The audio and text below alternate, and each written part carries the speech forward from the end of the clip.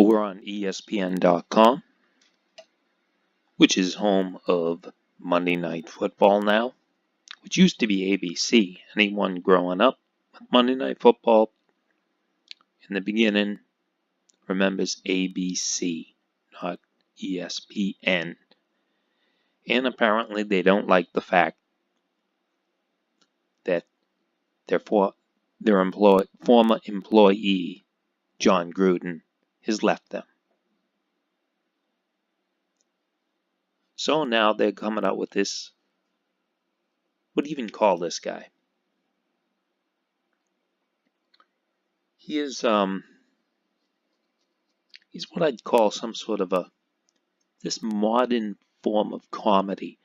It's like the stupid show Family Guy. A lot of people think that show is so racy and picks on everyone, but it's all marginalized racism, if you will. They sort of go out on a limb, but it's really not on a limb. It's it's Three's Company.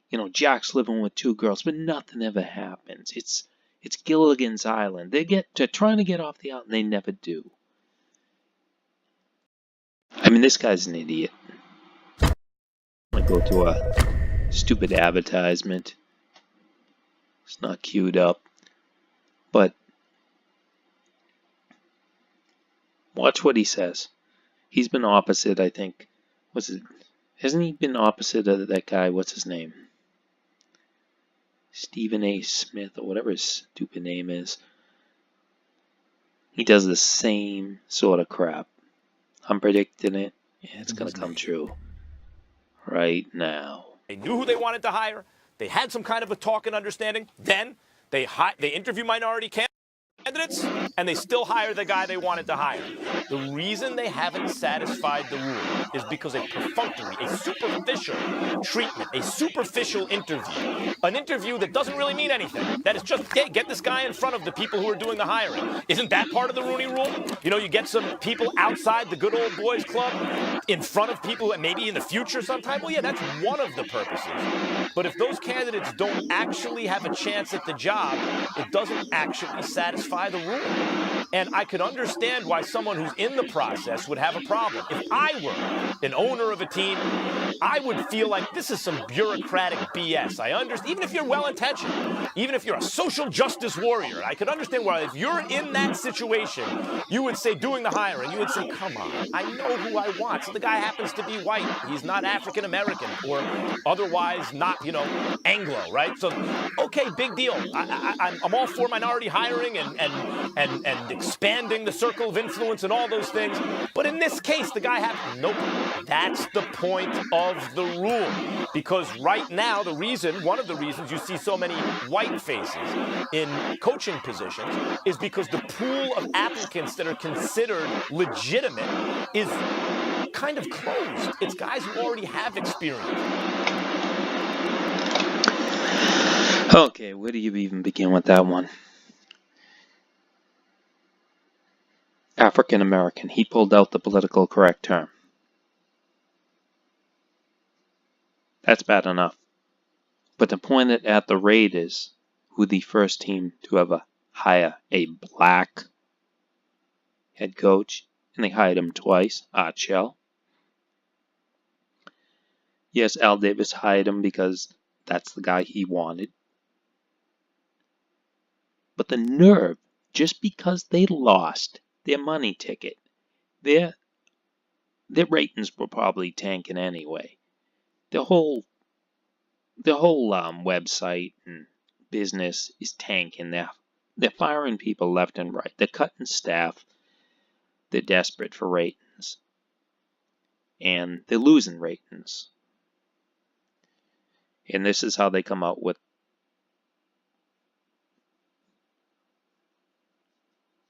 their little hissy fit here that basically says we lost our money ticket, John Gruden, and we're mad. And what did he just do? He said African Americans as opposed to Anglos. What the hell's an Anglo? This goddamn idiot who needs a shave. Yeah, it's called shave. I'll buy you a blade. Just a razor blade. No shaving cream. Anglos. Does he even know what he's talking about when he uses this word Anglo? I've heard Ann Coulter just generally speak of America, the traditional American values, as Anglos. Anglo-Saxons is what she's talking about, or what he's talking about. I think she would use the full term, Anglo-Saxon. Coulter is an Irish name, and I guarantee she has Irish in her. She probably has a couple Vikings in her as well, and that's why she acts that way. And he does too. He's got something in him, maybe a pole.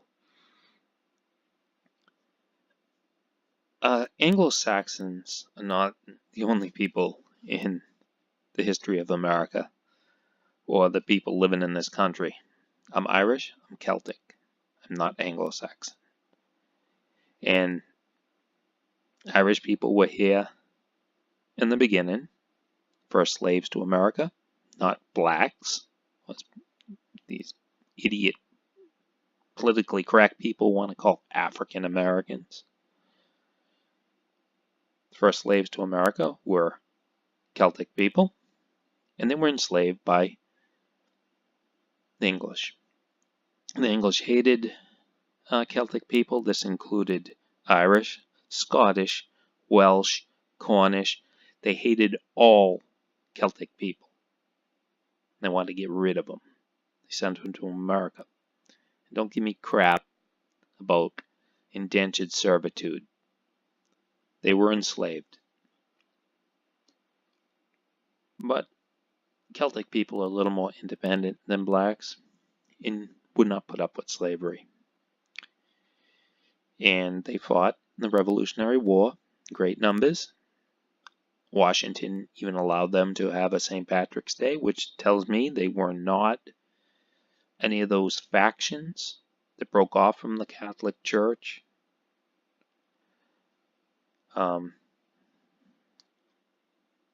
So after the Revolutionary War, they were no longer slaves, really, except if you include the Irish famine, which was organized by the English. They starved the Irish out to come to the colony. Yes, it was the United States, but let's face it, it was still the colony.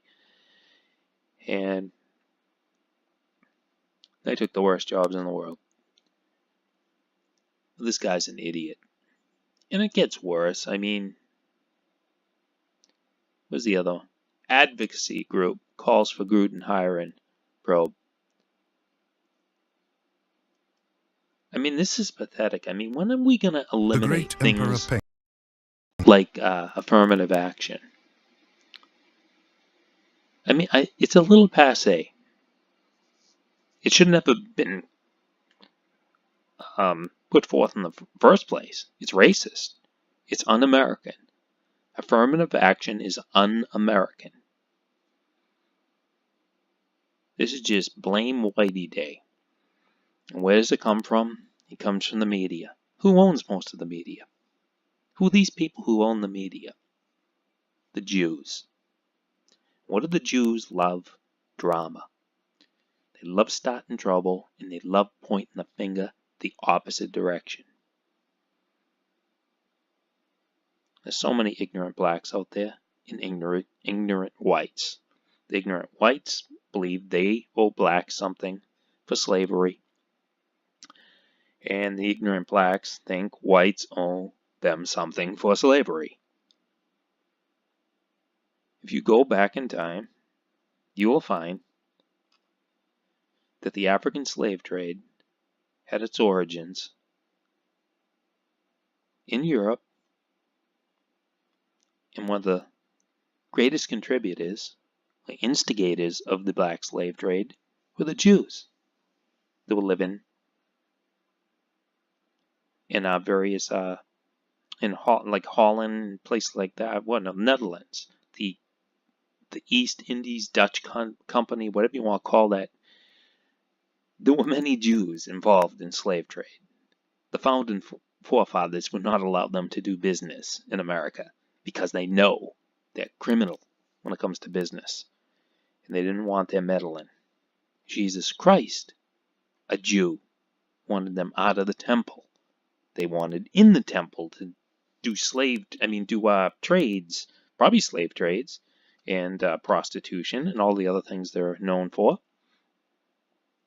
These Jews were Sephardic. They were from Portugal and Spain, and they were kicked out of these countries in the Middle Ages.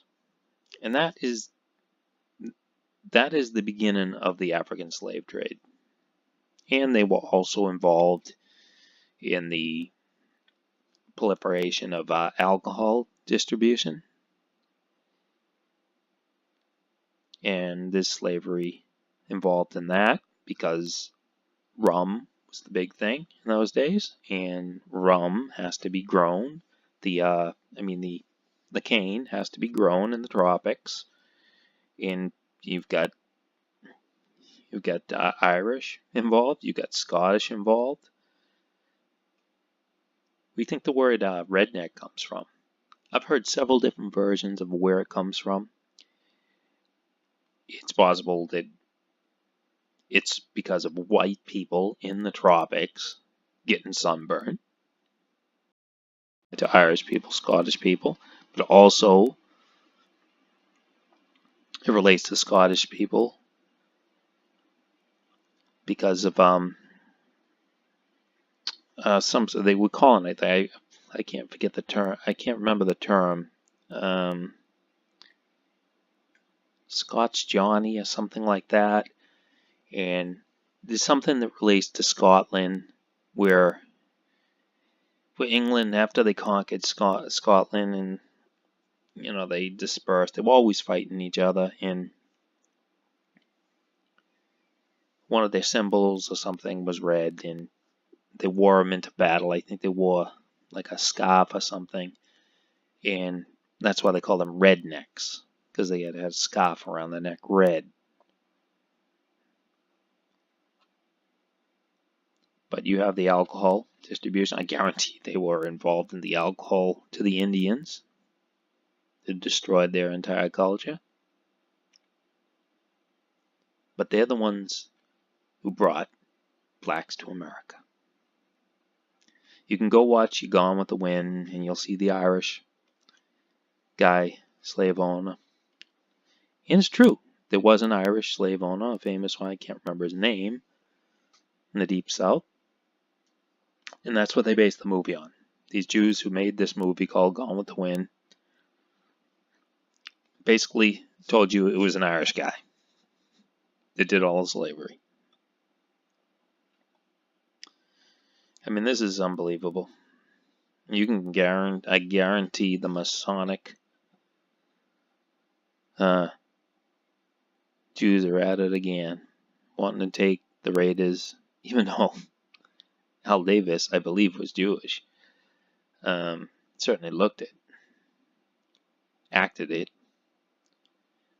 Want to take him to the Jewish Opera House, the courthouse. I mean, it's pretty pathetic when the Raiders, not only did they hire the first black head coach, they had the first female executive, the first Hispanic head coach. I mean, they had so many first, and they're being pointed the finger. And everyone wants to cry that, oh, you didn't give the job to a black guy. You know, the whole league is black, and you're not giving a black guy a job. Maybe they're not qualified. I mean, Jack Del Rio's not qualified anymore. Is he black? Yeah. Lane Kiffin, he was Raider head coach, and no longer a head coach, but has he requalified himself? Oh, he's not black. He needs to get the shoe polish out. Who else? What else do you want to, say should be the Raiders head coach? Should it be Hugh Jackson? They actually hired two blacks. Well, actually 3 if you count Hard Shell twice. 3 black head coaches, or instances of head coaches, with the reapproach with Hard Shell. Who do you want them to hire?